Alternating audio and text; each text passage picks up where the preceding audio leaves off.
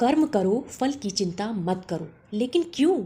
मन की बात श्री कृष्ण के साथ करते हैं। आइए, अगर आपको पता हो कि परिणाम आपके हाथ में ही नहीं है, तो क्या आप फिर भी पूरी ईमानदारी से कर्म करेंगे? ज़रा सोचिए।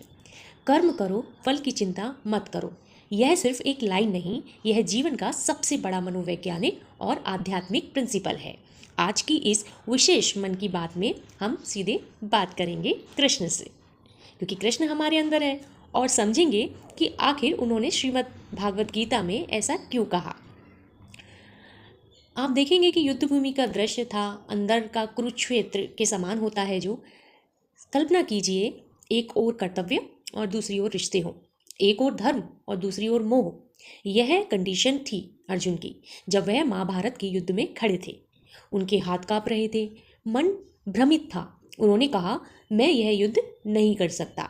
तभी कृष्ण ने कहा, कर्माण्यवाधिकारस्ते मा फलेषु कदाचन। मतलब तुम्हारा अधिकार केवल कर्म पर है, फल पर नहीं। लेकिन क्यों? फल की चिंता डर की जड़ होती है। जब हम फल की चिंता करते हैं, अगर मैं फेल हो गई या हो गया तो लोग क्या कहेंगे? अगर परिणाम मेरे अनुसार नहीं आया तो क्या होगा? हम वर्तमान से हटकर भविष्य में चले जाते हैं। फल की चिंता करते समय डर, तनाव, कंपैरिजन, फेलियर्स का डर। श्री कृष्ण का संदेश आखिर क्या था? आइए समझते हैं। फल की चिंता तुम्हारी एनर्जी चुरा लेती है। जब फोकस परिणाम पर होता है तो कर्म कमजोर हो जाता है, लेकिन जब ध्यान कर्म पर होता है तो परिणाम खुद बेहतर हो जाता है।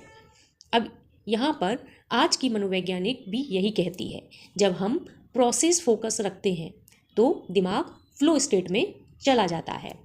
फ्लो स्टेट में समय का एहसास कम होता है और काम में आनंद आता है, और रिजल्ट ये होता है कि स्वाभाविक रूप से बेहतर होता है। यही तो गीता का प्रिंसिपल है, detach from outcome, attach to action. क्या इसका मतलब हम लक्ष्य छोड़ दें? बहुत लोग गलत समझते हैं कि फल की चिंता मत करो मतलब अपने एम पर ध्यान मत दो या ध्यान लक्ष्य पर मत बनाओ। नहीं, लक्ष्य बनाओ, लेकिन उस लक्ष्य की चिंता में अपना वर्तमान मत जलाओ। श्री कृष्ण कह रहे हैं यहाँ पर कि तुम तीर चलाओ, हवा किस दिशा में बहेगी वह तुम्हारे हाथ में नहीं है। आज की ज़िंदगी में हम इसका प्रयोग देखेंगे। जैसे विद्यार्थी के लिए पढ़ाई पर फोकस, ध्यान होता है, अपने आप आएगा। नौकरी करने वाले के लिए ईमानदारी से काम करो, प्रमोशन समय पर मिलेगा। ठीक है, यह खास संदेश उन सभी के लिए है जो मेहनत कर रहे हैं लेकिन कोई रिजल्ट तुरंत नहीं मिल रहा है। आखिर असली आज़ादी है क्या? फल की चिंता हमें गुलाम बनाती है और कर्म पर ध्यान हमें स्वतंत्र बनाता है। जब आप बिना डर के काम करते हैं तभी असली आत्मविश्वास जन्म लेता है।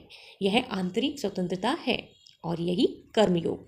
कल्पना करो, अगर आज से आप सिर्फ अपने कर्म पर ध्यान दें, कोई तुलना नहीं, कोई मन में डर नहीं और किसी भी तरह का कोई भी तनाव भी नहीं, तो आपकी ऊर्जा कितनी बढ़ जाएगी।